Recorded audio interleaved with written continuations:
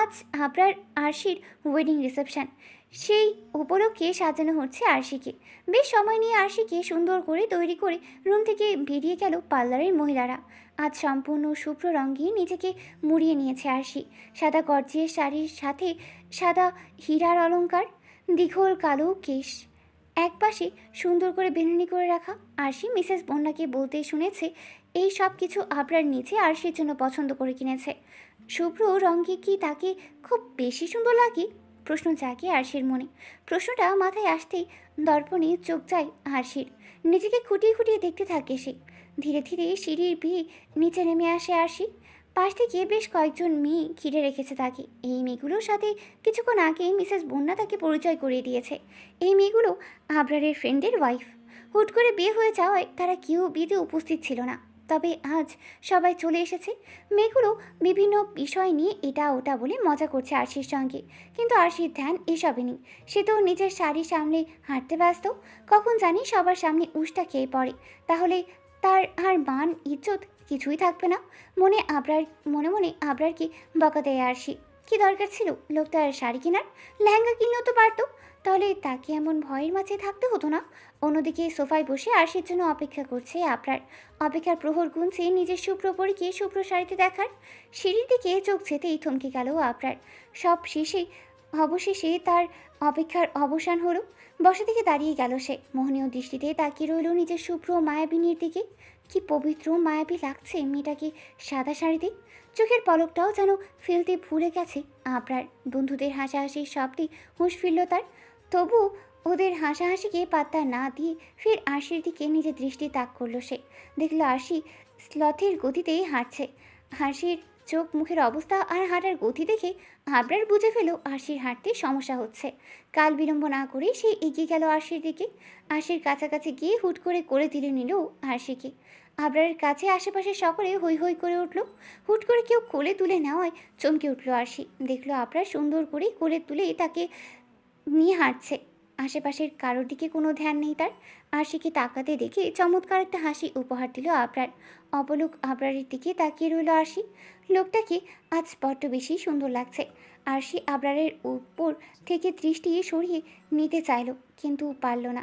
তার বেহায়া আঁখিচোরা এক দৃষ্টিতে দেখতে লাগলো না বলা প্রিয় পুরুষটাকে। এই অসভ্য নির্লজ্জ পুরুষটা তার, শুধুমাত্র তার। কথাটা ভাবতেই মন জুড়ে প্রশান্তি অনুভব করলো আরশি। আরশির মনে হলো সে কোনো স্বপ্ন দেখছে, যেই স্বপ্নে সে কোনো সাধারণ মেয়ে নয়, বরং একজন প্রিন্সেস। আর আবরার তার প্রিন্স। আবরার সেই প্রিন্স যে নিজের প্রিন্সেসকে ভালো রাখতেই সব করতে পারে। নিজের প্রিন্সেসের সব সমস্যা না বলতেই বুঝে যায় যে নিজের প্রিন্সেসকে অন্য অনেক অনেক অনেক বেশি ভালোবাসে, কিন্তু তা কখনো মুখে বলে না। নিজের প্রতিটা কাজের মাধ্যমে ভালোবাসা প্রকাশ করে। আরশির ভাবনার মাঝেই তাকে গাড়িতে বসিয়ে দিল আবরার। আজকের অনুষ্ঠান পার্টি সেন্টারে হবে, এখন তারা সেখানেই যাবে। আরশিকে বসিয়ে নিজেও তার পাশে বসলো আবরার। আরশির শাড়ি ঠিকঠাক করে দিয়ে নিচু আওয়াজে বলল, শাড়ি পরে খুব সমস্যা হচ্ছে, তাই না? আমি জানি তুমি শাড়ি পরে কমফোর্টেবল ফিল করো না, ঠিকমতো হাঁটতে পারো না, কিন্তু কি করব বলো? এই শাড়ি দেখার পর তোমাকে এই শাড়িতে দেখার লোভ সামলাতেই পারিনি। চিন্তা করো, আমি আছি তো, আমি ঠিক তোমাকে সামলে নেব। কথা শেষ করে আরশির হাত মুঠোয় পুরে নিল আবরার। আরশি কোনো রকম চেষ্টা করলো না হাতটা ছাড়ানোর। আজ কেন যেন কোনো প্রকার অস্বস্তি, লজ্জা তাকে ছুতেই পারছে না। সে নীরবে তাকিয়ে রইল আবরারের পানে। রিসেপশন পার্টি শেষে আরশিদের বাড়ির উদ্দেশ্যে রওনা করেছে আবরার আরশি। আজ রাতটা তারা আরশিদের বাড়িতেই থাকবে। এতটা সময় একটানা বসে থেকে আরশির অবস্থা নাজেহাল। তার উপর এত এত মানুষের ভিড়, তাদের চিৎকার চেঁচামেচি, ফটো সেশন সব মিলিয়ে আরশির অবস্থা খারাপ। এসবের সঙ্গে মোটেও পরিচয় তো নয় সে। মাথা ভার হয়ে আছে তার। ইচ্ছা করছে একটুখানি ঘুমাতে। আরশির অবস্থা যেন বুঝে গেল আবরার। কোমর আঁকড়ে ধরে নিজের কাছে টেনে নিল, আসলো আরশিকে। আলতো করে মাথাটা নিজের বুকের উপর রাখলো। ছাড়া পাওয়ার কোনো রকম চেষ্টাই করলো না আরশি। আবরারের বুকে মাথা রেখে ব্যথাতুর চোখে আবরারের দিকে চাইল সে। চোখচূড়া লাল হয়ে আছে তার।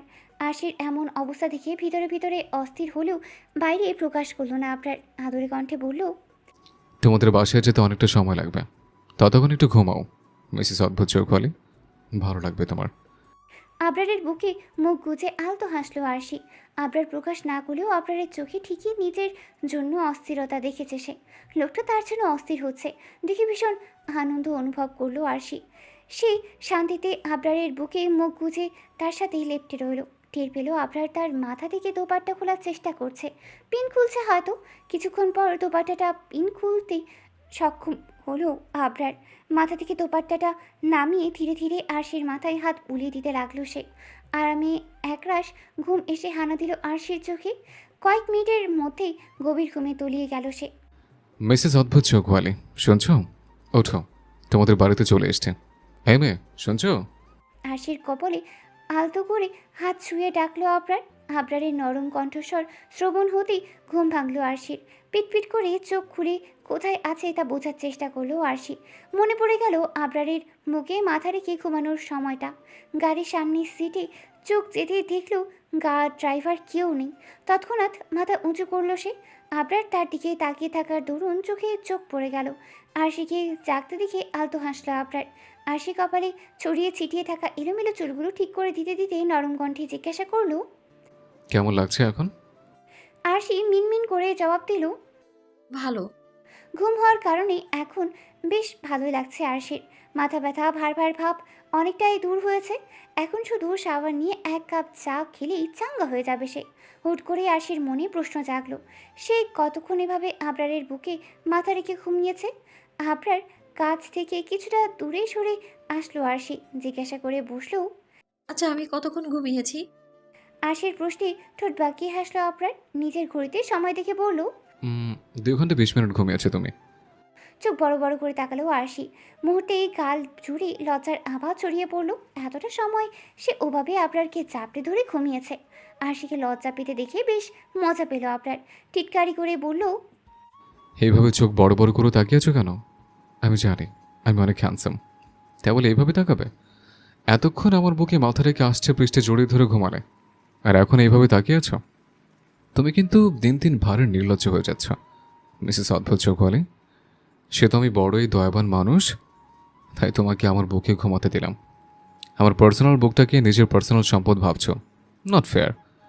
আবরারের কথায় লজ্জা উধাও হয়ে গেল আরশির। লোকটা নিজে যা ইচ্ছা করতে পারবে আর সে একটু ঝুঁকে মাথা রেখেছে বলে একটা এখন খোঁজা দিচ্ছে। রাগ হলো আরশির। রাগের বশেই হুট করে আবরারের দিকে এগিয়ে গেল সে। ভরকে গেল আবরার। অবাক চোখে তাকিয়ে রইল আরশির দিকে। আবরারকে আর অবাক করে দিয়ে আরশি আবরারের কানের কাছে মুখ নিয়ে ফিসফিস করে বলল। আপনিও আমার, আপনার বুকটাও আমার। এখানে ভাবাভাবির কিছু নেই। তাই আমি যখন ইচ্ছা আপনাকে জড়িয়েও ধরবো, আর যখন ইচ্ছা আপনার বুকে মাথাও রাখবো। বুঝতে পেরেছেন এমপি সাহেব? আবরার চোখে মুখে অবাক ভাব বজায় রেখে মাথা ঝাঁকিয়ে বুঝাই দিল সে বুঝতে পেরেছে আরশির কথা। আবরারকে ভরকিয়ে দিতে পেরে বিজয়ের হাসি হাসলো আরশি। ফোনে কথা বলছে আবরার। এমন সময় কেউ শক্ত করে জড়িয়ে ধরায় চমকে উঠল সে। আরও বেশি চমকালো যখন দেখলো জড়িয়ে ধরা মানুষটা আর কেউ নাই, বরং আরশি। মেয়েটা তাকে সজ্ঞানে এভাবে জড়িয়ে ধরেছে। বিশ্বাস করতে চাইল না আবরারের। আজ বোধহয় তার অবাক হওয়ার দিন। মেয়েটা বারবার তাকে নিজের কাজকর্ম দ্বারা অবাক করে দিচ্ছে। ফোনের অপর প্রান্তে ব্যক্তিকে পরে কথা বলবে বলেই কল কেটে দিল আবরার। মুখে উষ্ণ তরলের স্পর্শ অনুভব করতেই কেঁপে উঠল আবরারের মন। মেয়েটা কি কাঁদছে? কেন কাঁদছে? আর সে তো সহজে কাদার মতো মেয়ে নয়। তাহলে কি তাকে কেউ কষ্ট দিয়ে কিছু বলেছে? মিহি বেগম কিছু বলেছেন কি? অস্থির হলো আবরারের মন মস্তিষ্ক। হাতে থাকা ফোনটা বেডে ছুঁড়ে আরশিকে জড়িয়ে ধরলো আবরার। আদুরে কণ্ঠে জিজ্ঞাসা করলো। আমার মিসেস অদ্ভুত চোখওয়ালি চোখে পানি কেন? কি হয়েছে আমার বউটা? আবরারের আদুরে কণ্ঠে কান্নার মাত্রা যেন আরেকটু বেড়ে গেল আরশির। আদুরে ছানার ন্যায় জ্যাপটে লেপটে ধরলো আবরারের মুখের সাথে। ফুপাতে ফুপাতে বলল। জানেন কি হয়েছে? আরশিকে সময় দিল আবরার। তার এলোমেলো চুল ঠিক করে দিতে দিতে নরম কণ্ঠে বলল। না বললে জানবো কি করে? তুমি তো বলছো না। কি হয়েছে বলো আমাকে। কেউ কিছু বলেছে? নাক টানলো আরশি। কান্নার কারণে কেঁপে কেঁপে উঠল সে। আবরারের মুখে নাক ঘষে বলল। জানেন, আজ এতগুলো বছর পর আম্মু আমার সাথে কথা বলেছে। আমাকে আরও বলে রেখেছে, আমাকে নিজের কাছে বসিয়েছে। আমি কেমন আছি তা জানতে চেয়েছে। আমার না বিশ্বাস হচ্ছে না এইসব। আমি কি কোনো স্বপ্ন দেখছি? কোনো সুন্দর স্বপ্ন? আমার স্বপ্ন না কি ঘুম ভাঙার সাথে সাথে ভেঙে যাবে? নাকি এসব সত্যি? সত্যি কি আমার জীবনের হারিয়ে যাওয়া সুখ ফিরে এসেছে? সত্যি কি আমার এলোমেলো হয়ে যাওয়া জীবনটা আবার আগের মতো গোছালো পরিপাটি হয়ে যাবে? উত্তেজিত হয়ে একদমে কথাগুলো বলল আরশি। কান্নার মাত্রা আগের তুলনায় অনেকটাই কমে এসেছে তার। তবে আবরারের বুক থেকে এখনও মুখ তোলেনি সে। অন্যদিকে আরশির কথাগুলো শুনে আবরার বুঝল কেন আরশি কাঁদছে। মেয়েটা অতিরিক্ত আনন্দে এভাবে বাচ্চাদের মতো কাঁদছে। মুহূর্তেই সকল অস্থিরতা চিন্তা দূর হয়ে গেল আবরারের। আরশির মাথায় হাত বুলিয়ে দিতে দিতে শান্ত কণ্ঠে বলল, তুমি স্বপ্ন দেখছো না মিসেস অদ্ভুত চোখ হলে? সবটা সত্যি। সৃষ্টিকর্তা আমাদের বিভিন্নভাবে পরীক্ষা করেন। দুঃখ দিলে সুখও দেন। সব দুঃখ মিলিয়ে তো আমাদের জীবনটা এত সুন্দর। নিশ্চুপ থেকে কিছু একটা সময় কেটে গেল আবরার আরশির। হুট করে আরশি ধীর আওয়াজে বলে উঠল। ধন্যবাদ এমপি সাহেব। আবরার কৌতূহলী কণ্ঠে জিজ্ঞাসা করলো, কেন? আমার জীবনে আসার জন্যে, আমাকে স্ত্রী হিসেবে গ্রহণ করার জন্যে, আমাকে এতটা বোঝার জন্য, আমাকে এতটা ভালোবাসার জন্য। কথাগুলো মনে মনে আওড়ালো আরশি। মুখে আর বলা হলো না। এত সময় বাদে মাথা তুলে আবরারের দিকে চাইল সে। একরাশ মুগ্ধতা নিয়ে গভীর দৃষ্টিতে তাকিয়ে রইল আবরারের পানে। যেন চোখ দিয়ে মনের কথা বুঝিয়ে দিতে চাইছে সে। মনে মনে হাজারবার সৃষ্টিকর্তার নিকট শুকরিয়া আদায় করলো আবরারকে তার জীবনে পাঠানোর জন্য। সে জানে না তার মায়ের স্বাভাবিক আচরণ পেছনে আবরারের কোনো হাত আছে কিনা। তবে এতটুকু জানে আবরার আসার পর থেকে সব তার জীবনের এলোমেলো জিনিসগুলো ধীরে ধীরে ঠিক হয়ে যাচ্ছে। আশির চোখের দিকে তাকিয়ে আশির মনের কথাগুলো যেন বুঝে ফেলল আবরার। সেই আঁখি জোড়া তো তার কাছে স্বচ্ছ আরশি। কেন বুঝবে না সে তার সেই আরশির ভাষা? অধর কোণ প্রসারিত হলো আবরারের। আশির চোখের দিকে তাকিয়ে মনে মনে বলল, এখন থেকে তোমার চোখে অশ্রু আসলেও সেটা আনন্দের অশ্রু হবে মিসেস অদ্ভুত চোখ হলে। নিজের সবটা দিয়ে তোমায় আগলে রাখবো। দেখে নিও, আমার ভালোবাসার চাদরের সর্বক্ষণ মুড়িয়ে রাখবো। অন্যদের মতো হাতে হাত রেখে সারা জীবন পাশে থাকার ভালোবাসার প্রতিজ্ঞা করতে পারবো না, তবে মৃত্যুর আগ পর্যন্ত পাশে থেকে ভালোবেসে দেখিয়ে দেব। কান্নার কারণে নাক মুখ লাল বর্ণ ধারণ করেছে আরশির। এ যেন আরশির নতুন আরেক রূপ। আর কত রূপে মেয়েটা তাকে পাগল করবে জানা নেই আবরারের। এই যে অশ্রুসিক্ত মুখে পিট পিট করে তার দিকে তাকিয়ে আছে, কি সুন্দরী না লাগছে মেয়েটাকে। আরশির গালে আলতো করে হাত ছোঁয়ালো আবরার। কেঁপে উঠল আরশি। হুঁশ ফিরল তার। এতক্ষণ একটা ঘোরের মাঝেই ছিল সে। কি কি করেছে ভাবতেই রক্তিম আবার ছড়িয়ে পড়ল সারা মুখশ্রী জুড়ে। আবরার আরশির অশ্রুসিক্ত লাজুক মুখশ্রীর দিকে নেশাক্ত দৃষ্টিতে তাকিয়ে রইল। যেই নেশালো চোখে আর চোখ রাখতে পারল না আরশি। মুহূর্তেই দৃষ্টি নত হয়ে আসলো তার। হুট করে আরশির ললাটে অধর স্পর্শ করলো আবরার। সর্বাঙ্গী মৃদু কম্পন অনুভব করলো আরশি। পরম আবেশে চোখের পাতা বন্ধ করে আসলো তার। মুহূর্তেই নিজের আঁখি জোড়াতেও আবরার অধরের স্পর্শ পেল আরশি। এবার আবরারের দৃষ্টি গেল আরশির মসৃণ কোমল অধরের দিকে। আলতো করে আরশির অধরে আঙ্গুল ছোঁয়ালো সে। আবরারের এমন স্পর্শে হৃদস্পন্দন দ্বিগুণ হারে বেড়ে গেল আরশির। আবরারের কাছ থেকে দূরে সরার প্রয়াস করলো সে, কিন্তু সফল হলো না। আবরার এক হাতে তার কোমর শক্ত করে আঁকড়ে ধরে আছে, যার ফলে সুবিধা করতে পারল না আরশি। আবরার আরশির অধরে অধর স্পর্শ করবে এমন মুহূর্তে দরজা নক করলো কেউ। আবরার কাছ থেকে ছিটকে দূরে সরে গেল আরশি। দরজার ওপাশ থেকে শোনা গেল রিফার আওয়াজ। আপুমনি একটু বাইরে আসবে প্লিজ, দরকার ছিল। মাথা চুলকালো আবরার। বিড়বিড় করে বলল, শালিকার আসার সময় পেল না, রোমান্সের সময় আসা লাগলো। আবরার বিড়বিড় করে বলল, কাছাকাছি থাকায় শুনতে পেল আরশি। মিটমিট করে হাসতে হাসতে রুম থেকে বেরিয়ে আসলো সে। ভাবতে লাগলো এই বাড়িতে আসার পরের ঘটনা। শাওয়ার নিয়ে ফ্রেশ হয়ে রুমের বাইরে আসলো আরশি। বাড়িতে ঢুকে কোনো রকমে রিফার সাথে দুটো কথা বলেছে সে। তারপর চলে এসেছে ফ্রেশ হতে। রুমের বাইরে এসেও আবরারকে কোথাও দেখতে পেল না আরশি। রুমেও নেই, বাইরেও নেই। ভ্রু কুচকে আসলো তার। আবরার কোথাও চলে গেলেও সেটাই ভাবতে লাগলো সে। আরশির ভাবনার মাঝে রিফা এসে তার হাত জড়িয়ে ধরলো। নিজের হাতে থাকা কতগুলো চকলেট আরশিকে দেখিয়ে উৎফুল্ল কণ্ঠে বলল, দেখো না আপুমনি, ভাইয়া আমার জন্য কতগুলো চকলেট নিয়ে এসেছে। রিফার হাস্যোজ্জ্বল মুখের দিকে তাকিয়ে আলতো হাসলো আরশি।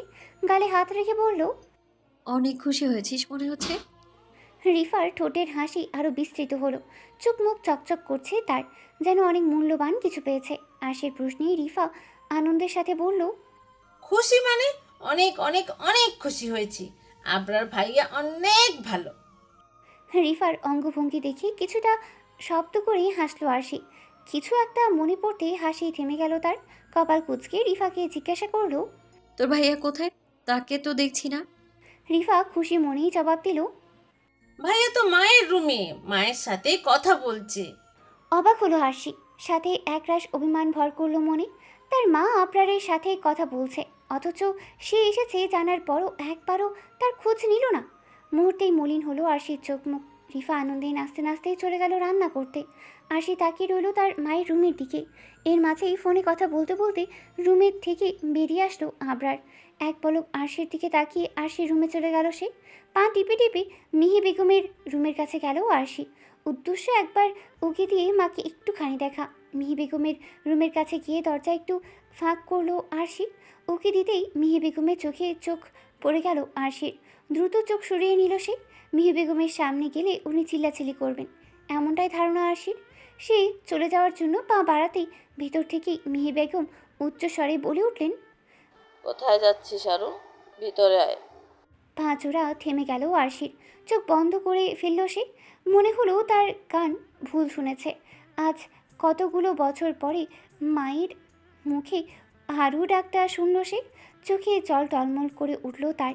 নিজের শোনার ভুল ভেবে পুনরায় যাওয়ার জন্য পা বাড়াতেই মিহি বেগম ফির বলে উঠলেন, কি হলো, শুনতে পাচ্ছিস না?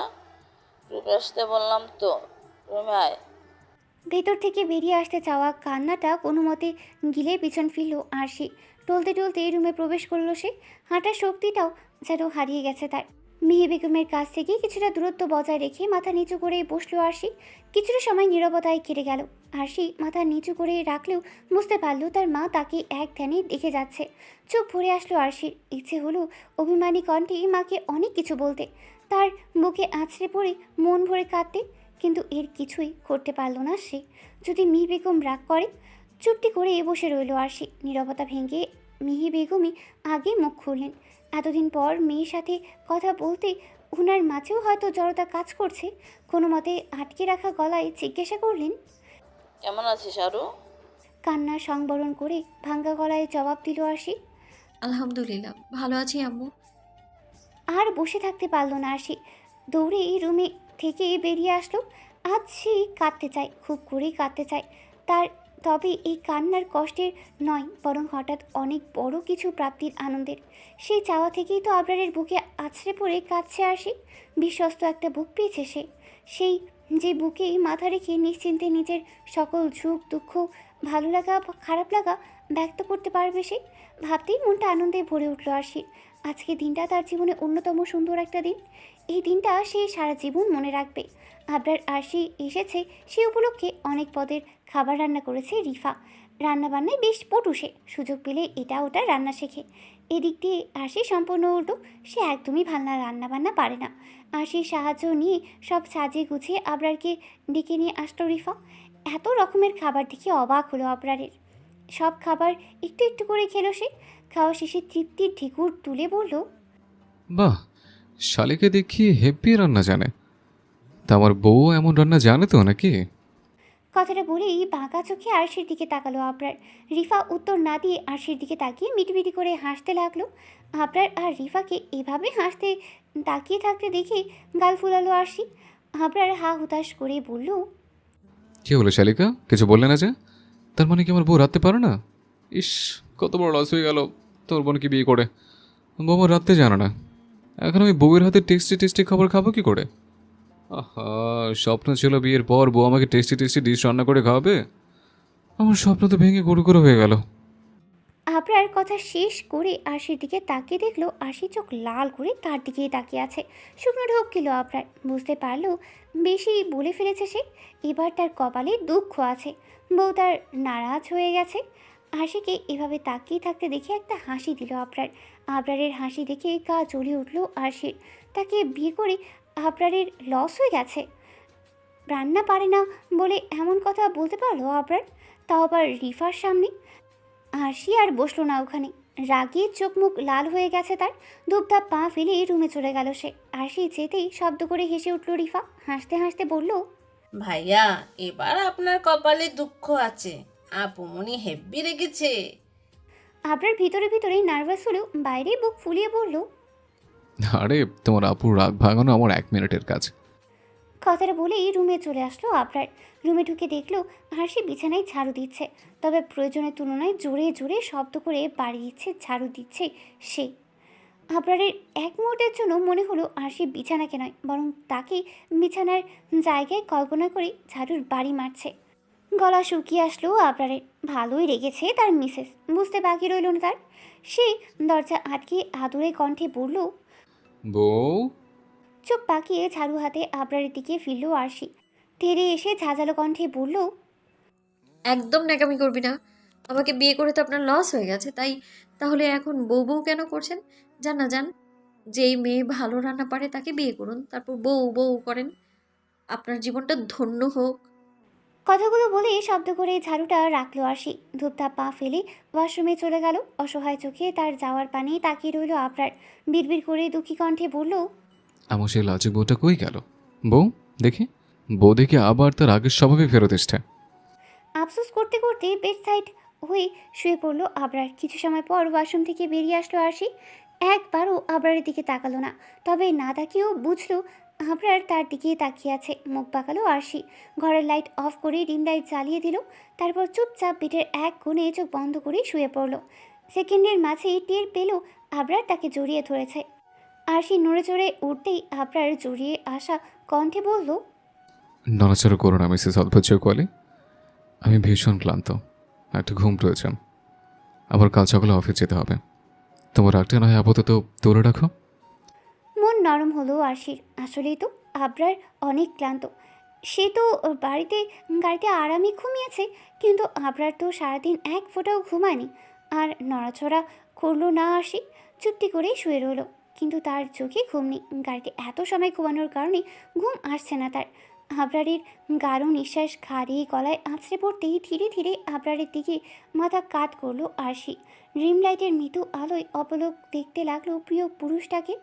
সকালে ঘুম ভাঙতেই অন্যান্য দিনের মতোই আশিকে নিজের বুকে পেল আবরার। কি নিশ্চিন্তে ঘুমাচ্ছে মেয়েটা। আবরার সাবধানতার সাথে আরশিকে বেডে শুইয়ে দিয়ে কপালে গভীর চুম্বন এঁকে দিল। তারপর ফ্রেশ হয়ে রেডি হলো বাইরে যাওয়ার জন্য। যাওয়ার আগে রিফাকে বলে গেল বিকেলে এসে আরশিকে নিয়ে যাবে সে। আবরার যাওয়ার 2 ঘন্টা পর ঘুম ভাঙলো আরশির। রাতে লেট ঘুমানোর কারণে লেটই ঘুম ভেঙেছে তার। পাশে আবরারকে না দেখে বুঝতে বাকি রইল না আবরার অফিসে চলে গেছে। ফ্রেশ হয়ে রুমের বাইরে আসলো আরশি। রিফা তাকে নাস্তা দিয়ে জানালো আবরার তাকে বিকেলে নিতে আসবে বলেছে। সারাদিন রিফার সাথে বেশ ভালোই কেটেছে আরশি। ফাঁকে ফাঁকে মায়ের রুমে উকি দিতেও ভুলেনি সে, তবে ভিতরে যায়নি সে একবারও। আর কিছুক্ষণ পর হয়তো আবরার তাকে নিতে আসবে, তাই নিজের বইপত্র গুছাচ্ছে আরশি। রিফা তাকে সাহায্য করছে কম, ফ্যাচ ফ্যাচ করে কাঁদছে বেশি। বই খাতা ব্যাগ করে কোমরে হাত দিয়ে রিফার দিকে চাইল আরশি। চোখ ছোট ছোট করে বলল, এবার ফ্যাচ ফ্যাচ করে কানের সামনে কাঁদছিস কেন? আমি কি মরে গেছি নাকি? আরশির কথা শেষ হতে না হতেই তার বুকে ঝাঁপিয়ে পড়ল রিফা। নাক টেনে বলল, এমন কথা আর কখনো বলবে না আপুমনি। তুমি এই বাড়ি থেকে চলে যাচ্ছ, তাতেই এত কষ্ট হচ্ছে। আর তোমার যদি কিছু হয়ে যায় তাহলে মরেই যাব হয়তো। তোমাকে ছাড়া কিভাবে থাকবো আপুমনি? আমার না খুব কষ্ট হচ্ছে। চোখে জল চলে আসলো আরশির। শক্ত করে জড়িয়ে ধরল রিফাকে। এই মেয়েটা তার রক্তের সম্পর্কে কেউ না, অথচ তাকে কতটা ভালোবাসে। তারও যে কষ্ট হচ্ছে এ বাড়ি ছেড়ে যেতে, কিন্তু তাকে যে যেতেই হবে। আরশি রিফার মাথায় হাত বুলিয়ে বলল, আরে পাগল মেয়ে, আমি কি একেবারে চলে যাচ্ছি নাকি? আবার আসবো তো, 2-3 দিন পরই আবার আসবো। এত সহজে তোদের পিছু ছাড়ছি না আমি, হ্যাঁ। ওদের কথার মাঝেই বেল বেজে উঠল। রিফা আরশির কাছ থেকে সরে এসে বলল, ভাইয়া এসে গেছে হয়তো, আমি দরজা খুলে আসি, যাই। রিফা যেতেই আরশি ধীর পায়ে নিজের মায়ের রুমে প্রবেশ করলো। মিহি বেগম তাকালেন আরশির পানে। চোখ ছলছল করছে তার। সকল ভয় লজ্জা অস্বস্তিকে দূরে ঠেলে হুট করে মিহি বেগমকে জড়িয়ে ধরলো আরশি। বাধা দিলেন না মিহি বেগম, কোনো সারা শব্দও করলেন না। নীরবে কয়েক ফোঁটা অশ্রু গড়িয়ে পড়লো তার চোখ থেকে। আরশি জড়িয়ে আসা কণ্ঠে বলল, আসছি আম্মু, নিজের খেয়াল রেখো। আর তোমার মেয়ের জন্য দোয়া করো। আমি আসবো মাঝে মাঝে তোমাদের দেখা দেখা করতে। কথা শেষ করে মিহি বেগমকে ছেড়ে দিল আরশি। দ্রুত বেরিয়ে আসলো রুম থেকে। আর কিছুক্ষণ থাকলে হয়তো কান্নায় ভেঙে পড়তো সে। নিজের রুম থেকে প্রয়োজনীয় জিনিসপত্র নিয়ে রিফাকে বিদায় জানিয়ে আবরারকে সাথে বেরিয়ে পড়লো আরশি। আরশির উদাস মুখের দিকে তাকিয়ে রইল আবরার। বুঝতে পারলো আরশির কষ্ট হচ্ছে, তাই কোনো কথা বলেই আরশিকে বিরক্ত করলো না সে। শুধুমাত্র আরশির হাতটা শক্ত করে ধরে রাখলো, যেন বুঝিয়ে দিতে চাইছে আমি সর্বদা তোমার পাশে আছি মিসেস অদ্ভুত চোখওয়ালি। বাড়িতে প্রবেশ করতেই আবরার আরশির উভয়ের কপালে ভাঁজ পড়ল। কারণ বসার ঘরে আবরারের মামা ইরফান চৌধুরী, তার স্ত্রী মিসেস মনা ও ঈশা বসে আছে। ঈশাকে দেখে রাগ হলো আবরারের। এই মেয়ে তার মায়ের সাথে এত বাজে আচরণ করেছে, আবার এখন নির্লজ্জের মতো তাদের বাড়িতে চলে এসেছে। হুট করে ঈশার নজর পড়ল আবরার আরশির দিকে। সে বসা থেকে উঠে ছুটে আসলো। ঈশাকে এভাবে আবরারের দিকে ছুটে আসতে দেখে গা জ্বলে উঠল আরশির। সে দ্রুত পায়ে আবরারের সামনে দাঁড়িয়ে পড়ল। আরশির হুট করে এভাবে সামনে চলে আসায় কারণটা বুঝতেই কয়েক সেকেন্ড লাগলো আবরারের। বুঝতে পেরে মনে মনে হাসলো সে। অন্যদিকে আরশি ঈশাকে কিছু কড়া কথা শোনানোর প্রিপারেশন নিল। তবে আরশিকে অবাক করে দিয়ে তাকেই জড়িয়ে ধরলো ঈশা। কয়েক সেকেন্ডের মাথায় আরশিকে ছেড়ে ছড়ছড় চোখে বলল, আমাকে ক্ষমা করে দাও আরশি।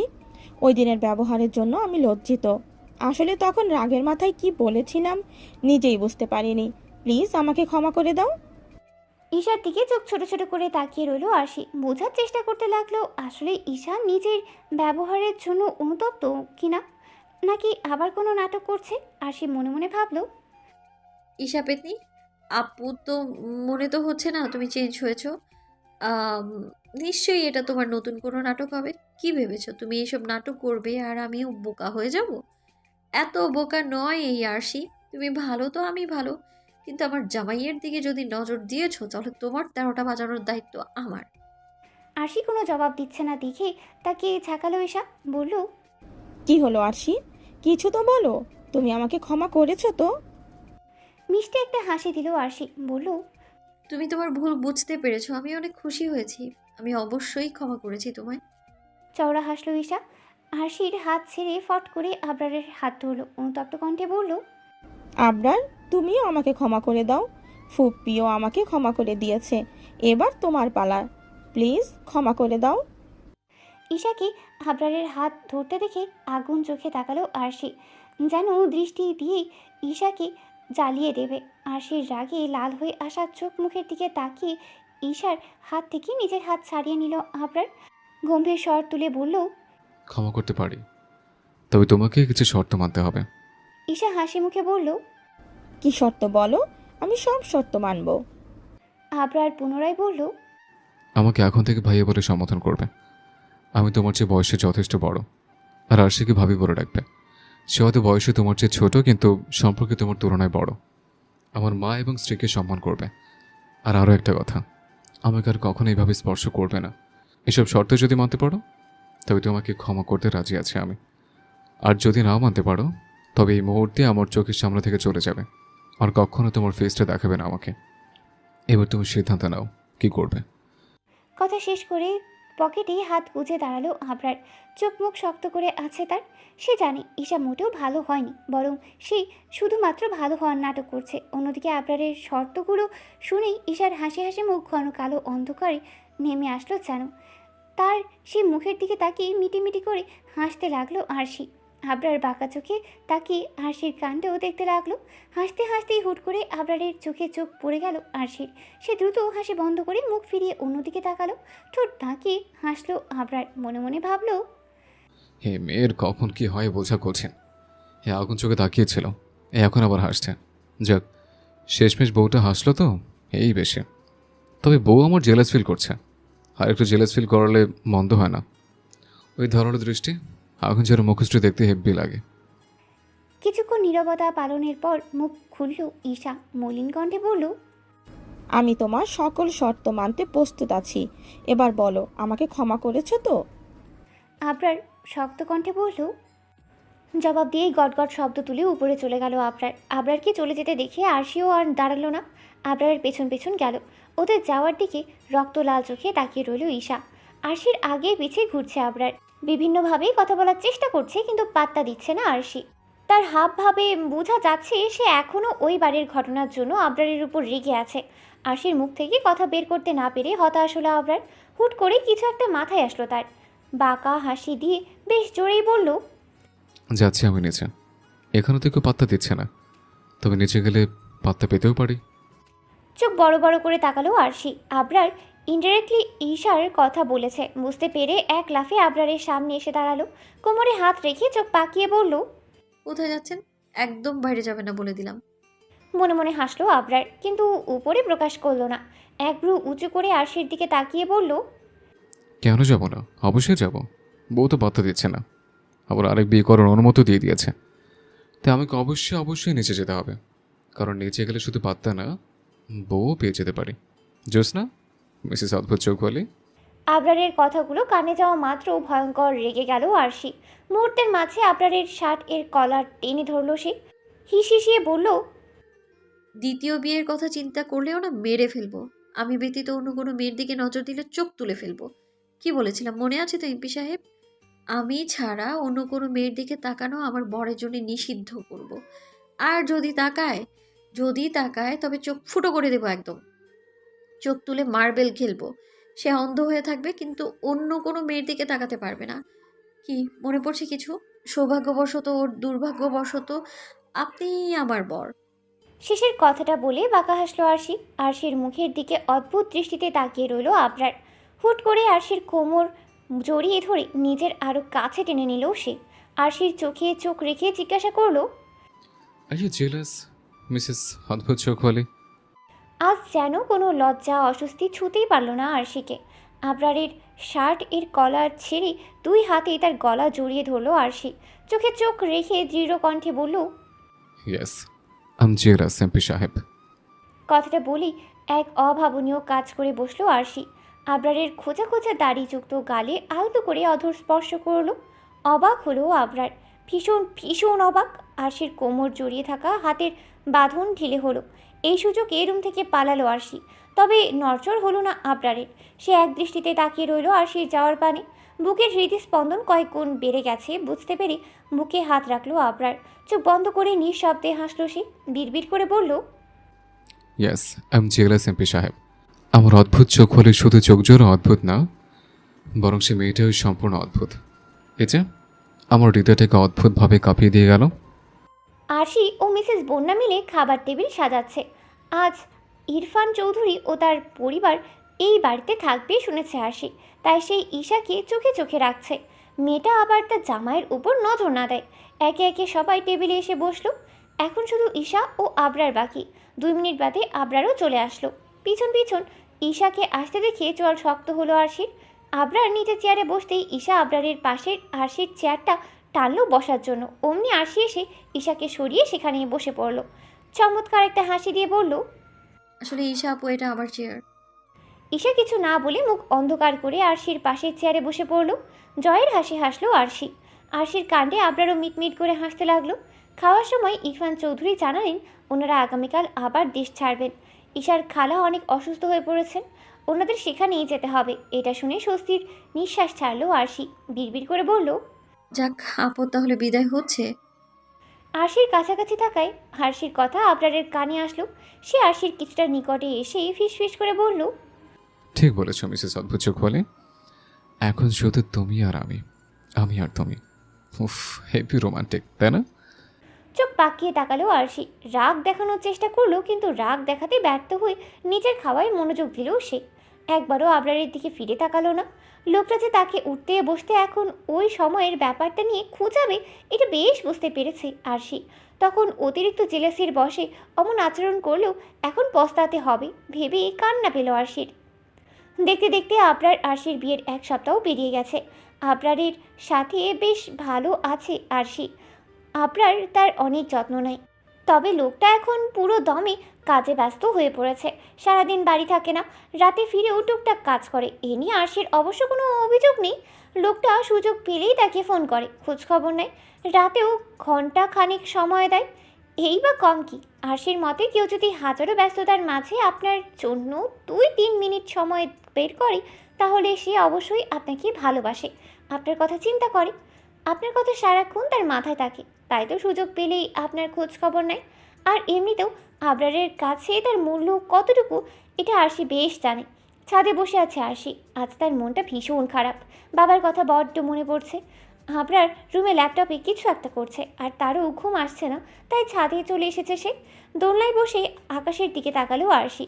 তবে আজ আকাশ অন্ধকার, চন্দ্র ও তারা মেঘের আড়ালে লুকিয়ে আছে। মাঝে মাঝে গুরুম গুরুম শব্দ হচ্ছে। বৃষ্টির পূর্বের শীতল হাওয়া এসে শরীরে বাড়ি খাচ্ছে। হালকা শীত শীত লাগছে আরশির। যে কোনো সময় বৃষ্টি নামবে হয়তো, কিন্তু মোটেও নড়তে ইচ্ছা হলো না তার। এই পরিবেশটাই ভালো লাগছে।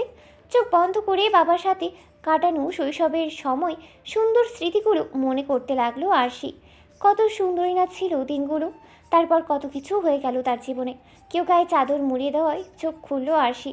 তাকিয়ে দেখলো আবরার তার পাশে কিছুটা দূরত্ব বজায় রেখে বসেছে। সেই দূরত্ব ভালো লাগলো না আরশির। মুহূর্তেই আবরারের কাছে চেপে আসলো সে। দূরত্ব ঘুচিয়ে নির্দ্বিধায় আবরারের কাঁধে মাথা রেখে চোখ বুঝল। হাসলো আবরার, শান্ত কণ্ঠে শুধালো। মন খারাপ? আরশি চোখ বুঝেই জবাব দিল। আব্বুর কথা মনে পড়ছে ভীষণ। এতটুকু বলেই থেমে গেল আরশি। আবরার টু শব্দটাও করলো না। কিছু সময় নীরবতা পালনের পর আরশি পুনরায় বলে উঠল। জানেন, অনেক সুখের পরিবার ছিল আমাদের। সুখ আর সুখ, অর্থ, ভালোবাসা, কোনো কিছুর অভাব ছিল না আমাদের। আব্বু, আম্মু আর আমি, আমাদের তিনজনের সুখী পরিবার। বাবা মায়ের একমাত্র সন্তান আমি। আব্বুর প্রিন্সেস ছিলাম। আমার নামটাও নাকি আব্বু রেখেছে। আমার চোখের দিকে তাকিয়ে নাকি তার মনে হয়েছিল সে কোনো স্বচ্ছ আরশিতে চোখ রেখেছে, তাই একমাত্র মেয়ের নাম রেখেছে আরশি। আব্বু আমাকে কতটা ভালোবাসতো সেটা বলে প্রকাশ করা সম্ভব নয়। মার তো দূরের কথা, কোনোদিন উঁচু আওয়াজে কথা পর্যন্ত বলতো না আমার সাথে। যদি কষ্ট পাই, আম্মু মাঝে মাঝে বকতো, তখন আব্বুই বাঁচাতো আমায়। আব্বু আসলে কেঁদে কেঁদে আম্মুর নামে বিচার দিতাম। তখন আমাকে খুশি করার জন্য মিছে মিছে আম্মুকে বকতো আব্বু। কোনো কিছু চাওয়ার আগেই হাজির করতো আমার সামনে, কোনো কিছুরই কমতি রাখতো না। আমার সকল আবদার পূরণ করতো। বাবা মায়ের এতটা আদরের হওয়ায় অনেকটাই বাদর তৈরি হচ্ছিলাম আমি। সারাদিন খেলাধুলা দুষ্টুমি করতাম। পড়াশোনা তেমন একটা করতাম না, তবে রেজাল্ট যে খারাপ ছিল এমনটা না, মোটামুটি ভালোই ছিল। এভাবে স্বপ্নের মতো সুন্দর দিনগুলো কাটছিল আমাদের। কথাগুলো বলেই ছলছল চোখে হাসলো আরশি। আবরার আরশির মুখের পানে গভীর দৃষ্টিতে তাকিয়ে রইল। আজ যেন আরশি নিজের ভিতরে জমিয়ে রাখা প্রতিটা কথা আবরারকে জানিয়ে দিতে চাচ্ছে। আরশি ফের বলে উঠল। বাবা পেশায় মোটামুটি নামকরা সাংবাদিক ছিলেন। দাদাবাড়ি থেকেও ভালোই সম্পত্তি পেয়েছিলেন। সেই সম্পত্তি বেচে আমাদের বাড়িটা তৈরি করেছিলেন, আর বাকিটা ভবিষ্যতের জন্য রেখে দিয়েছিলেন। সেই বাড়িতেই সুখের দিন কাটছিল আমাদের। তবে বেশি সুখ বুঝি কপালে সয় না। হঠাৎ এক ঝড় এসে আমাদের সুখের জীবন লণ্ডভণ্ড করে দিয়ে যায়। আমার গর্ভধারিণী মা আমাকে ঘৃণা করতে শুরু করে। অবশ্য আমার দোষ ছিল, আমার কারণেই হয়তো আমার আব্বু আর নেই। শেষের কথাটা বলতে গলা কাঁপে আরশির। আবরার এক দৃষ্টিতেই তাকিয়ে থাকে আরশির পানে, কোনো সান্ত্বনা দেয় না। সে চায় আরশির থেকে সবটা শুনতে। কিছুক্ষণ বিরতি নেয় আরশি, শান্ত হয়ে বলা শুরু করে। সেবার আমি এসএসসি দিয়েছি, রেজাল্টও দিল। গোল্ডেন না পেলেও A+ পেয়েছিলাম। তাতেই আব্বু সে কি খুশি। আমাকে দাদির দেয়া লকেটটা উপহার দেয়। আব্বুর ইচ্ছে ছিল বেস্ট কলেজে পড়াবে আমায়, কিন্তু কলেজটা আমাদের বাড়ি থেকে বেশ দূরে ছিল। তখনও আমি বাবা মায়ের হাত ধরে সব জায়গায় যেতাম। তারা আমাকে একা ছাড়তো না কোথাও। তাই বহু ভাবনা চিন্তার পর আমার যাতায়াতের সুবিধার কথা ভেবে নিজের জমানো টাকা ব্যয় করে অল্প দামের মধ্যে সেকেন্ড হ্যান্ড একটা গাড়ি কেনে আব্বু। এ নিয়ে আম্মুর সে কি রাগ, শুধু শুধু কেন এত টাকা ব্যয় করলো, সাধারণ একটা কলেজে পড়ালেই তো হয়, আরও কত কি। আব্বু শুধু হাসছিল। শেষে আম্মুকে বলেছিল, তুমি শুধু শুধু রাগ করছো মিহি। আমি বেঁচে আছি তো। আমি বেঁচে থাকতে তোমাদের কোনো কষ্ট করতে দিব না। তোমরা ছাড়া আর কে আছে বলো? আর আমার মামুনি বেস্ট কলেজে পড়বে। ও যখন ভালো কোনো পজিশনে যাবে তখন এমন কত টাকা আসবে। সেদিন আম্মুর কথাগুলো শুনে মনে হয়েছিল, মনে মনে ঠিক করে নিয়েছিলাম এবার থেকে অনেক ভালো করে পড়াশোনা করব। আমাকে অনেক বড় পজিশন নিয়ে যেতে হবে। আব্বু আম্মুর খেয়াল রাখতে হবে, তাদের যে আমি ছাড়া আর কেউ নেই। পরের দিন ছুটির দিন ছিল। আব্বু বাসায় ছিল, কিন্তু সকাল থেকেই খেয়াল করছিলাম আম্মু কিছু একটা নিয়ে চিন্তিত। কেমন যেন অন্যমনস্ক হয়ে আছে। আম্মুকে জিজ্ঞাসা করার পরও আম্মু কিছু বললো না। নাস্তা করার পর আব্বু গাড়ি দেখানোর জন্য বাড়ির বাইরেই নিয়ে আসলো। আর কথায় কথায় জানতে পারলাম আব্বু ড্রাইভিং জানে। গাড়ি দেখে আর আব্বু ড্রাইভিং জানে এটা জানার পর আব্বুর কাছে বায়না ধরলাম যেন আমাকে গাড়িতে করে আশেপাশের এলাকা ঘুরিয়ে নিয়ে আসে। আব্বুর প্রিন্সেস আবদার করেছে আর আব্বু তা পূরণ করবে না তা কি হয়? আব্বু এক কথাতেই রাজি হয়ে যায়, কিন্তু আম্মুকে আমার ইচ্ছার কথা জানানোর পর সে কেমন যেন অস্বাভাবিক আচরণ করতে থাকে। ভয়ত কণ্ঠে বলে আজ যেন আমরা কেউ বাইরে না যাই। তার মনে হচ্ছে কোনো ভয়ঙ্কর বিপদ আসতে চলেছে। কেমন যেন অস্থির অস্থির লাগছে। আর সে নাকি রাতে কোনো একটা বাজে স্বপ্নও দেখেছে। আসলে এই পৃথিবীতে কিছু সংখ্যক মানুষ রয়েছে যারা বিপদ আসার পূর্বে কোনো না কোনোভাবেই বিপদ আসার ইঙ্গিত পেয়ে যায়। কেউ বুঝতে পারে, আবার কেউ দুঃস্বপ্নও এমনিতেই ভয় হচ্ছে এইসব ভেবে উড়িয়ে দেয়। আমরাও সেদিন আম্মুর কথা গায়েই মাখিনি। আম্মু দুঃস্বপ্ন দেখার কারণেই ভয় পাচ্ছে ভেবেছিলাম। আর আম্মুর এই কথা না শোনাটাই আমাদের জন্য কাল হয়ে দাঁড়ালো। আব্বু আর আমি বেরিয়ে পড়ি গাড়ি নিয়ে ঘুরতে। আম্মু অনেকবার নিষেধ করেছিল, কিন্তু আমি মন খারাপ করব তাই আব্বু আম্মুকে এটা ওটা বুঝিয়ে আমাকে নিয়ে বেরিয়ে আসে। আস্তে ধীরে গাড়ি চালাচ্ছিল আব্বু। আমিও জানালা খুলে পরিবেশটা উপভোগ করছিলাম। কিন্তু কিছু দূর যাওয়ার পর আব্বু খেয়াল করে একটা বিশাল বড় ট্রাক সর্বোচ্চ স্পিডে পেছন থেকে আমাদের গাড়ি বারবার এগিয়ে আসছে। আব্বু বুঝে যায় ভয়ানক কিছু হতে চলেছে। সেও গাড়ির স্পিড বাড়িয়ে দেয়, কিন্তু অদ্ভুতভাবে আব্বু গাড়ি যেদিকে যেদিকে সরিয়ে নিচ্ছিল ট্রাকটাও সেদিকে সেদিকেই আসছিল। মনে হচ্ছিল যেন ইচ্ছে করেই আমাদের গাড়িতে ধাক্কা দিতে যাচ্ছে।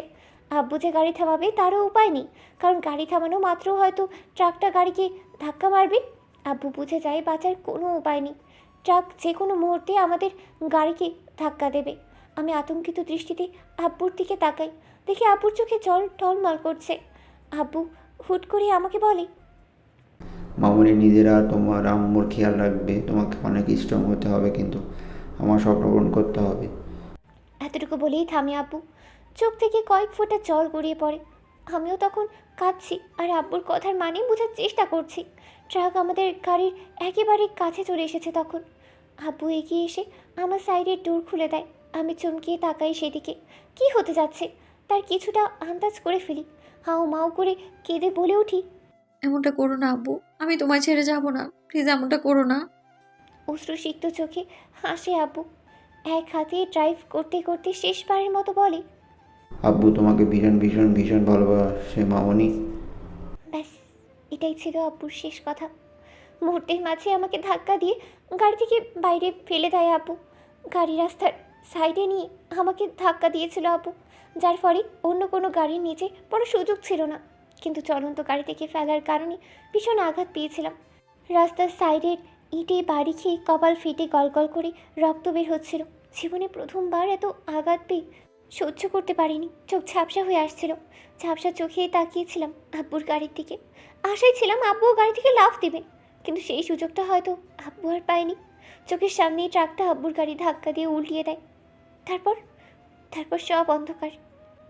ঝিরিঝিরি বৃষ্টি হচ্ছে, তার মাঝে আবরারের বুকে মুখ গুজে বসে আছে আরশি। দীর্ঘ সময় কাদার কারণে ক্ষণে ক্ষণে কেঁপে উঠছে সে। আবরারের গভীর দৃষ্টি সে কম্পনরত আরশির পানি নিবদ্ধ। ইতিমধ্যেই তার টি শার্টের এক পাশ আরশির চোখের পানিতে ভিজে গেছে, তবুও নড়চড় নেই তার। সে চাচ্ছে আরশি নিজের বুকের মাঝে জমানো কষ্টগুলো আজ তার সাথে উপভোগ করুক, মন ভরে কাঁদুক। এতে যদি মেয়েটার কষ্ট একটু কমে। নিজের চোখের সামনে নিজের প্রাণের প্রিয় বাবার মৃত্যু দেখার মতো বড় যন্ত্রণা আর কিচ্ছু আছে কি? আবরার আরশির জায়গায় নিজেকে কল্পনা করতে গিয়েও করতে পারল না। প্রাপ্তবয়স্ক হওয়া সত্ত্বেও অন্তর কেঁপে উঠল তার, অথচ সেই ছোট্ট আরশি সেটা সহ্য করেছে। দীর্ঘ সময় চোখের জল ফেলার পর ধীরে ধীরে শান্ত হলো আরশি। এত বছরের জমানো অব্যক্ত ব্যক্তগুলো ভরসাযোগ্য করার জন্য ব্যক্ত করতে পেরে ভীষণ শান্তি অনুভব করলো সে।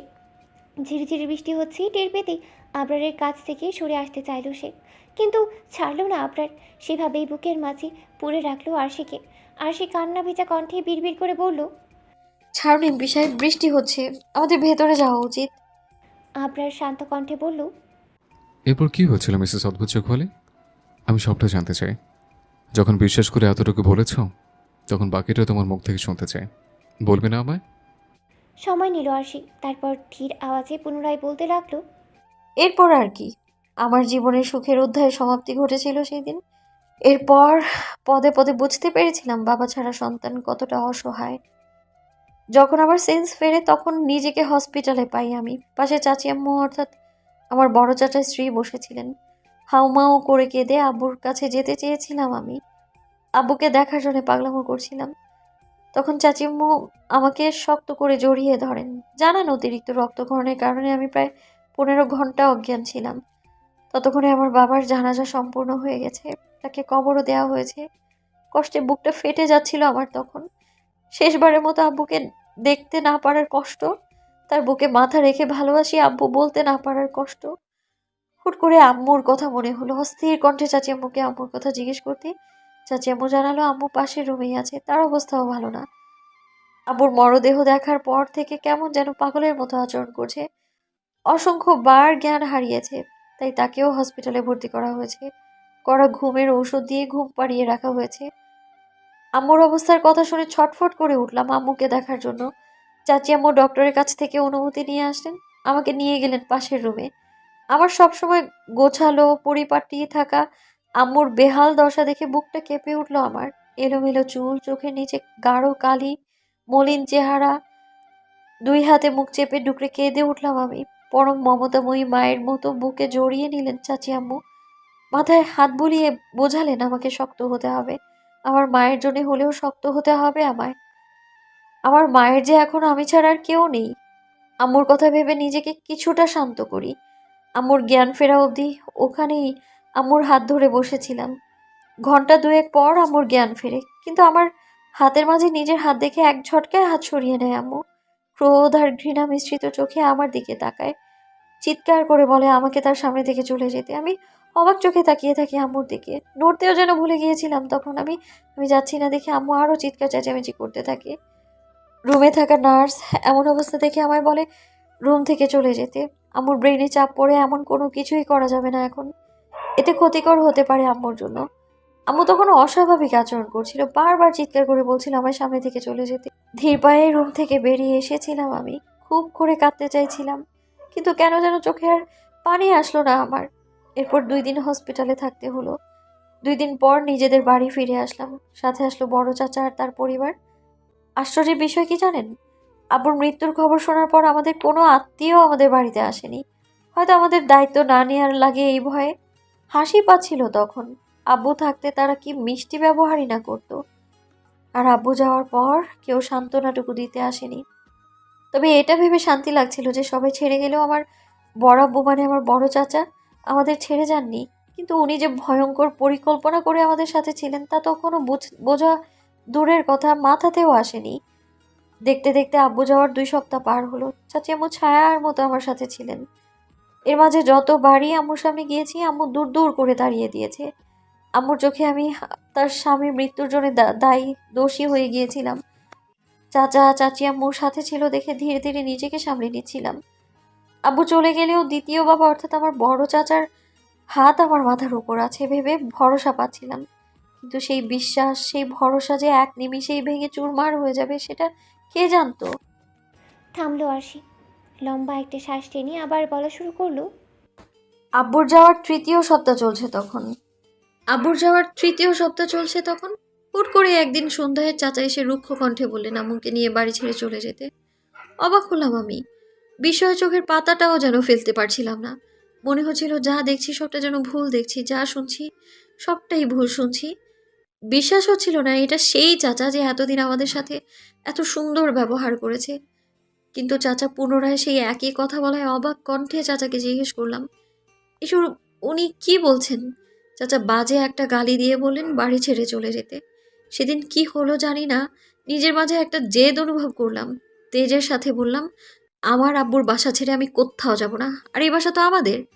উনি যেন এ বাড়ি থেকে চলে যায়।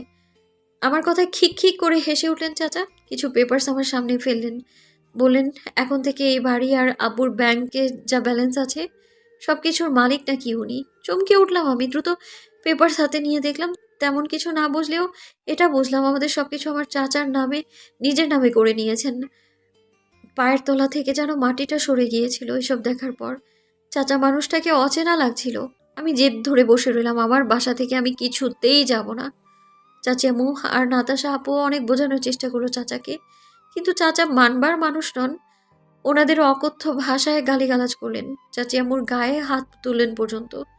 তারপর তারপর আর কি, আম্মু আর আমাকে বাড়ি থেকে বের করে দিলেন। চাচা এত বড় বেইমানি করবেন ধারণার বাইরে ছিল। এসব কিছুর মাঝে আম্মু একদম নীরব ছিল, শূন্য দৃষ্টিতে তাকিয়েছিল আমাদের বাড়িটার দিকে। আম্মুর মুখের দিকে তাকিয়ে খুব কষ্ট হচ্ছিল, কিন্তু কাঁদতে পারছিলাম না। বুঝতে পেরেছিলাম আমাকে এবার অনেক বেশি শক্ত হতে হবে, কারণ এই সুন্দর পৃথিবী আমার জন্য আর সুন্দর নেই, বরং কঠিন থেকে কঠিন হতে চলেছে। অন্ধকার হয়ে গেছে তখন। আম্মুকে বাসার সামনে রেখে আমি পাশের দোকানে গিয়ে মুনের বাবাকে ফোন করলাম। মুন আমার বেস্টু, ছোটবেলা থেকেই একই স্কুলে পড়াশোনা করেছি আমরা। মুনের বাবাকে সবটা জানানোর পর উনি কিছু সময়ের মধ্যেই আমাদের বাড়ির সামনে আসেন, আমাদেরকে নিজেদের বাড়িতে নিয়ে যান। মুন আর মুনের বাবার এতে কোনো সমস্যা না থাকলেও মুনের আম্মুর মুখ দেখে বুঝতে পেরেছিলাম ওনার আমাদের আশাটা মোটেও পছন্দ হয়নি। আর পছন্দ না হওয়াটাই স্বাভাবিক, যেখানে আত্মীয়রা পর্যন্ত মুখ ফিরিয়ে নিল, সেখানে উনি তো বাইরের মানুষ। কিন্তু ওই রাতটা ওখানে কাটানো ছাড়া আর কোনো উপায়ও ছিল না। মুনের বাবা সবটা জানার পর আমাকে পুলিশে হেল্প নিতে বললেন, কিন্তু আইনের উপর থেকে আমার ভরসা একেবারেই উঠে গিয়েছিল। কারণ আব্বুর মৃত্যু নিয়ে তারা কোনো তদন্তই করেনি।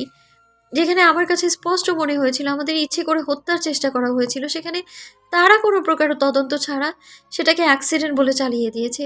শুধু এখানেই শেষ নয়, তারা সেই ট্রাক ড্রাইভারকে খোঁজার চেষ্টাটাও করেনি। তাই পুলিশের কাছে সাহায্য চাওয়া মানে সময় নষ্ট বলে মনে হলো আমার। ওই দিন রাতটা মুনদের বাড়িতেই কাটালাম। সকালে আম্মুকে ওদের বাড়িতে রেখে মুনের বাবার সাথে বেরিয়ে পড়লাম। খুঁজে একটা 2 রুমের ঘর ভাড়া নিলাম। নিম্নমানের এলাকা হয়, খুব বেশি ভাড়া ছিল না, তবে আমার কাছে বেশিই ছিল। বাড়িওয়ালি যখন অ্যাডভান্স চাইলো মুখটা শুকিয়ে গেল আমার। আমার কাছে তো তখন একটা টাকাও নেই, কিন্তু বেশিক্ষণ চিন্তা করতে হলো না। মুনের বাবা অ্যাডভান্স সহ 2 মাসের ভাড়া দিয়ে দিলেন। মাথায় হাত রেখে বলেন যতক্ষণ না আমার কোনো ব্যবস্থা হচ্ছে উনি সাহায্য করবেন আমার জন্য। এর জন্য আমি সারা জীবন ওনার কাছে কৃতজ্ঞ থাকবো। এরপর আম্মুকে নিয়ে নতুন বাড়িতে উঠলাম, কাজের খোঁজ করতে লাগলাম। আমাকে দেখে মায়া হলো প্রতিবেশী আন্টির। উনি খোঁজ করে কিছু টিউশন পাইয়ে দিলেন। খুব বেশি বেতন ছিল না, তবে চলার মতো। নাতাশা আপুর সাথে যোগাযোগ করে আমার সার্টিফিকেটগুলো নিয়ে একটা সরকারি কলেজে ভর্তি হলাম। দেখলেন ভাগ্য কাকে কখন কোথায় নিয়ে যায়। কোথায় আমার পড়ার কথা ছিল বেস্ট কলেজে, আর আমি সেই ভর্তি হলাম একটা সরকারি কলেজে। অবশ্যই এতে আমার রেজাল্টের কোনো ক্ষতি হয়নি, কারণ পড়াশোনা তো নিজের কাছে। আমি যেখানেই পড়ি না কেন ভালো মতো পড়াশোনা করলে আমাকে ভালো ফলাফল করা থেকে ঠেকাবে কে? ঝুম বৃষ্টি নামতেই হুঁশ ফিরল আরশির। অতীত বর্ণনায় এতটাই মনোযোগী ছিল, আশেপাশের খেয়ালই ছিল না তার। আরশি দ্রুত উঠে দাঁড়িয়ে আবরারের হাত ধরে টানতে লাগলো, উত্তেজিত কণ্ঠে বলল, উঠুন এমপি সাহেব, দেখুন ঝুম বৃষ্টি পড়ছে, রুমে চলুন। আরে উঠুন না। আরশির টানটানিতেই দোলনা ছেড়ে উঠে দাঁড়ালো আবরার। তবে রুমে ফিরে যাওয়ার কোনো ইচ্ছে তার মধ্যেই প্রকাশ পেল না।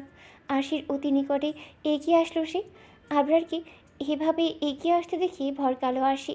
পুনরায় রুমে ফিরে যাওয়ার জন্য তাড়া দেওয়ায় প্রয়াস করলো, কিন্তু তার পূর্বেই আবরারের শীতল হাত আরশির কপাল স্পর্শ করলো। আবরারের শীতল হাতের স্পর্শে আরশির শিরশির করে উঠল আরশির সারা দেহ। নিমেষেই আঁখি জোড়া বুঝে আসলো তার। আবরার আরশির কপালে কপাল ঠেকিয়ে ফিসফিস করে বলল, আজকের বৃষ্টির প্রতিটা ফোঁটা তোমার সকল দুঃখ কষ্ট ধুয়ে মুছে নিয়ে যাক। মিসেস অদ্ভুত চোখ বলে।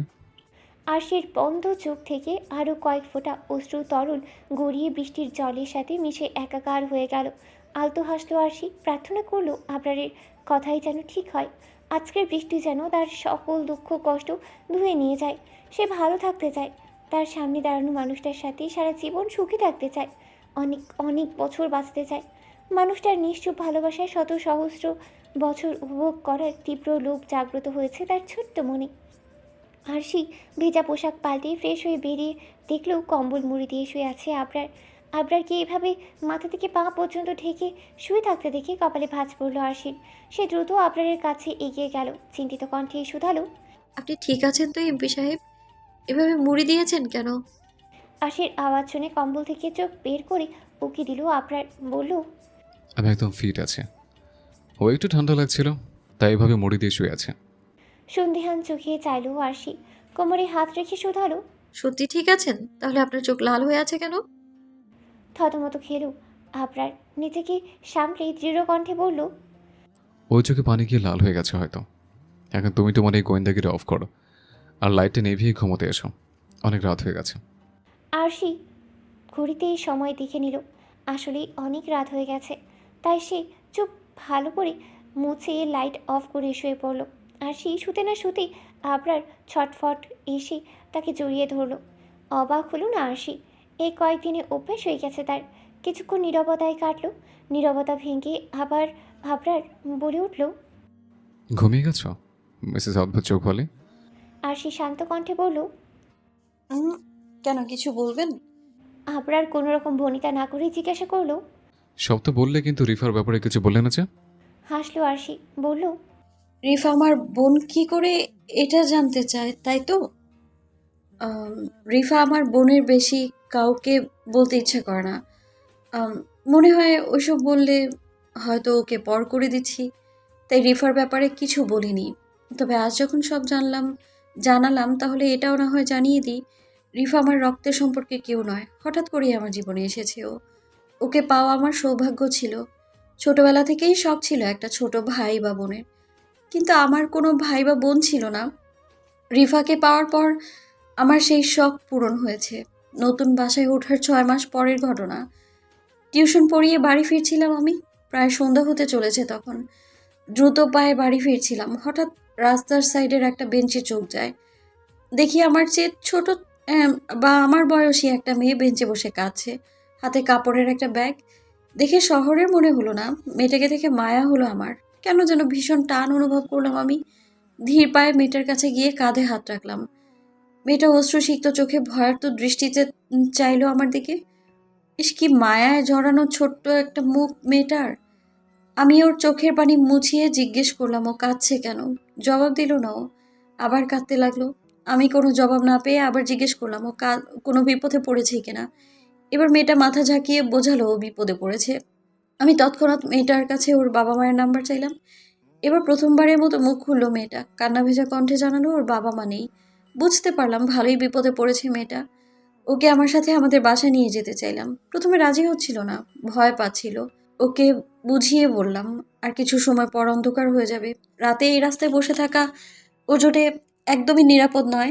এবার রাজি হলো ও। ওকে নিয়ে বাড়িতে আসলাম, ফ্রেশ হতে বলে নাস্তা রেডি করলাম। ফ্রেশ হয়ে আসলে ওকে যত্ন সহকারে খাবার খাওয়ালাম। এবার ওকে শান্ত দেখাচ্ছিল কিছুটা, হয়তো আমাকে একটু বিশ্বাস করতে পারছিল তখন। তাই সুযোগ বুঝে জিজ্ঞেস করলাম ওকে কোথা থেকে এসেছে, কি হয়েছিল ওর সাথে, কেন কাঁদছে রাস্তায় বসে। ও আমার দিকে কিছুক্ষণ গভীর দৃষ্টিতে তাকিয়ে থেকে বলল, ওর নাম রিফা, কুমিল্লার একটা গ্রামে ওর বাসা। ওর বাসা বললে ভুল হবে, ওর মামা মামির বাসায় থাকতো ও। দরিদ্র ঘরে জন্ম ওর। ওর আম্মু ওর জন্মের সময় মারা যায়, আর ওর আব্বু সে নাকি অতিরিক্ত নেশা করতো, যার কারণে ওনারও মৃত্যু ঘটে। তখন রিফার বয়স মাত্র 5 কি 6। তারপর ওর জায়গা হয় ওর মামা মামির বাসায়। রিফার মামা মামি ওর দায়িত্ব নিতে চাচ্ছিল না, কিন্তু গ্রামের লোকেদের চাপাচাপির কারণে বাধ্য হয়ে ওকে আশ্রয় দিতে। জোর করে রিফার দায়িত্ব দেওয়া হয়েছিল, তাই শুরু হয় রিফার উপর নির্যাতন। বাড়ির সব কাজ ওকে দিয়ে করাতো, ভুল করলে প্রচুর মারধর করতো। রিফা আমাকে নিজের শরীরের থাকা দাগগুলোও দেখিয়েছিল, মারের দাগ দেখে কেঁপে উঠেছিলাম আমি। এভাবে মামা মামির বাড়িতে বড় হয় রিফা। আমার সাথে যখন ওর দেখা হয় তখন ওর বয়স 15 কি 16। যাই হোক, আমার সাথে দেখা হওয়ার 3 মাস আগে গ্রামে একটা শহুরে ছেলের সাথে ওর পরিচয় হয়। কাজ শেষে নিয়মিত পুকুর পাড়ে যেত ও, সেখানেই দেখা হয়েছিল। রিফার মতে ছেলেটা বেশ ধনী পরিবারে ছিল। প্রথমে কৌশলে ওর সাথে বন্ধুত্ব করে, ওর কষ্টের কথা জানার পর ওকে সান্ত্বনা দেয়। রিফাও ধীরে ধীরে ছেলেটাকে অনেক বিশ্বাস করতে শুরু করে। এরপর হুট করে একদিন ছেলেটা ওকে প্রপোজ করে, নিজের ভালোবাসার কথা জানায়, ওকে বিয়ে করবে বলে স্বপ্ন দেখায়। রিফাও একটু ভালোবাসা পাবে বলে লোভে পড়ে যায়। তো রিফার মামা মামি কিভাবে যেন ওই ছেলেটার সাথে রিফার সম্পর্কের কথা জেনে যায়। তারা রিফাকে আর ওই ছেলের সাথে সাক্ষাৎ করতে দেয় না। ওর মামা কোনো এক বয়স্ক লোকের সাথে ওর বিয়ে ঠিক করে ফেলে। এর পরিবর্তে ওনার মোটা অঙ্কের টাকা পাওয়ার কথা ছিল, কিন্তু রিফা সেটা মানতে পারেনি। ও ততদিনে ওই ছেলেটার প্রতি অনেক দুর্বল হয়ে পড়েছিল, তাই ও রাতের অন্ধকারে লুকিয়ে ছেলেটার সাথে দেখা করে। ছেলেটা ওকে বলে পরদিন সকালে ওরা পালিয়ে যাবে এখান থেকে, শহরে গিয়ে সে রিফাকে বিয়ে করবে। রিফাও একটুখানি সুখের আশায় ওই ছেলেটার সাথে পালিয়ে আসে। শহরে এসে বাসে ওঠার পর ও ছেলেটার কাঁধে মাথা রেখে ঘুমিয়ে গিয়েছিল, কিন্তু হুট করে ওর ঘুম ভেঙে যায়। ও শুনতে পায় ছেলেটা ফোনে কাউকে ধীর স্বরে বলছে, হ্যাঁ, মেয়েটা হেব্বি দেখতে। আমি ওকে নিয়ে আসছি। এই তো কাছাকাছি আছি। আজকে রাতে পার্টি হবে বন্ধু। তোরা সব রেডি থাক মজা নেওয়ার জন্য। এসব শোনার পর রিফা বুঝতে পারে তার সামনে বিপদ আছে। এই ছেলেটা মোটেও তাকে ভালো উদ্দেশ্যে এখানে নিয়ে আসেনি, আর না তাকে বিয়ে করবে। রিফার ভাবনার মাঝেই বাস থামলে ছেলেটা রিফাকে নিয়ে নেমে পড়ে। রিফা এমন ভান করে যেন ও কিছু শুনতেই পায়নি। কিছু দূর হাঁটার পর সে ছেলেটাকে বলে তার পানি পিপাসা লেগেছে, পানি এনে দিতে। ছেলেটা পানি আনতে গেলে রিফা পালায়।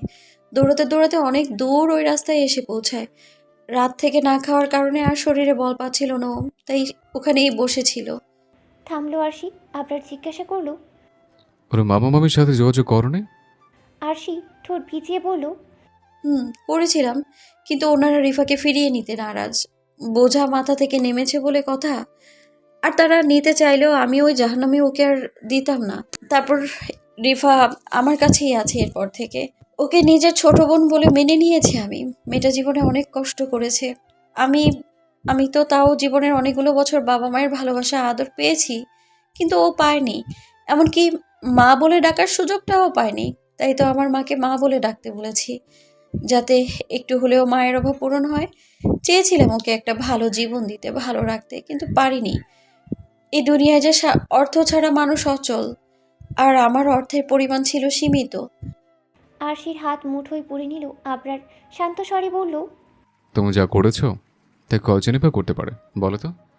একটা বাইরের মেয়েকে আশ্রয় দেয়া, নিজের বোনের আসনে বসানো, এতগুলো বছর ধরে আগলে রাখা, এটা কি সবার পক্ষে সম্ভব? আমার মনে হয় না ও তোমার কাছে খারাপ ছিল, বরং ও তোমার কাছে অনেক সুখে ছিল, ভালো ছিল। একদিন হয়ে ওকে জিজ্ঞাসা করে দেখো। চোখ বন্ধ করে হাসলো আরশি। কিছুক্ষণ নীরব থেকে বলল। আপনি তো এইসব কিছু আগে থেকেই জানতেন, তাই না এমপি সাহেব? চমকালো আবরার। আমতা আমতা করে বলল। আমি কিভাবে জানবো?